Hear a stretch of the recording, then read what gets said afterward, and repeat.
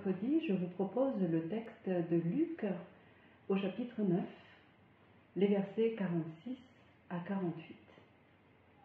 Ce texte fait partie de la prédication de Jésus en Galilée qui s'achève au verset 50, avant son départ avec ses disciples pour Jérusalem. Ces ultimes paroles reviennent sur ce qui sera le thème majeur de son enseignement vers la ville sainte, qui répond à la question « Quelles sont les conditions du croyant pour suivre les traces de Jésus ?» La condition que soulèvent nos versets consiste à redéfinir la vraie grandeur. En effet, ce qui préoccupe les disciples est de savoir lequel d'entre eux pouvait bien être le plus grand. Sans vouloir sous-estimer la profondeur de notre quête spirituelle, j'imagine que cela nous est déjà arrivé de vouloir être au premier rang, comme ses disciples, être le papa le plus cool, devenir une super maman, décrocher la première place au concours, avoir la meilleure note en classe, souhaiter être le meilleur dirigeant de l'entreprise, etc., etc. Et il n'y a aucun mal à ces nobles intentions, mais cela ne doit pas être le centre de nos préoccupations. Jésus nous invite à méditer ce qui nous barre le chemin de l'ouverture à Dieu, à plus grand que nous. Car paradoxalement, ce sont nos rêves de grandeur qui nous empêchent parfois de mettre totalement Dieu au centre de nos vies. Oui, nos rêves de grandeur, peut-être mal placés. Ne sommes-nous pas tous spontanément enclins à nous comparer aux autres? La question de savoir ce que nous valons et si nous valons mieux que notre voisin fait partie de notre quotidien, inconsciemment ou consciemment.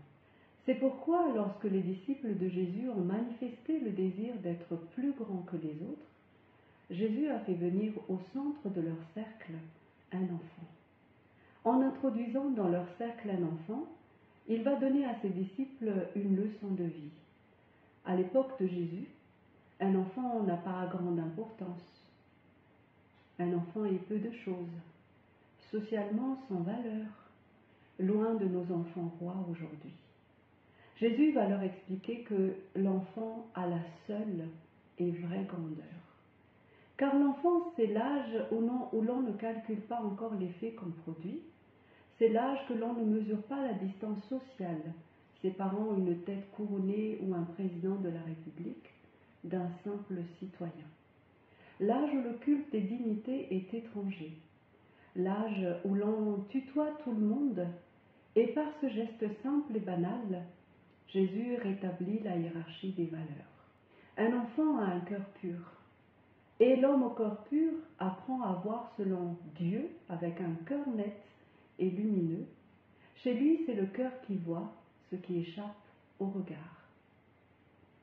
Et le cœur, dans la pensée sémitique, comme nous l'a rappelé le pasteur Sophie Letch la semaine dernière, ne désigne pas seulement l'affectivité, mais englobe les pensées, l'intelligence, les désirs, la volonté, les actes dégagés de leur opacité. L'homme ou la femme au cœur pur, c'est celle qui, du plus profond de son être, voit dans l'autre non pas un rival, un concurrent, mais son frère, sa sœur en humanité, fils et fille du même Père. Jésus nous invite à un bouleversement de l'échelle des valeurs, à accueillir celui que la société dévalorise, rejette, c'est accueillir lui le Père qui l'envoie, lui et le Père qui l'envoie. Ce renversement se vérifie par la destinée du Fils de l'homme, livré à la souffrance. Le plus petit mérite désormais d'être accueilli comme le plus grand. La lutte contre la souffrance, contre le mal, quel qu'il soit, contribue au projet de Dieu qui vise le bien de l'homme. Redevenons donc comme un petit enfant, sachant accueillir les choses simples et les petits bonheurs de chaque jour et partageons-les autour de nous. Que votre semaine soit remplie de joie et de rencontres inattendues.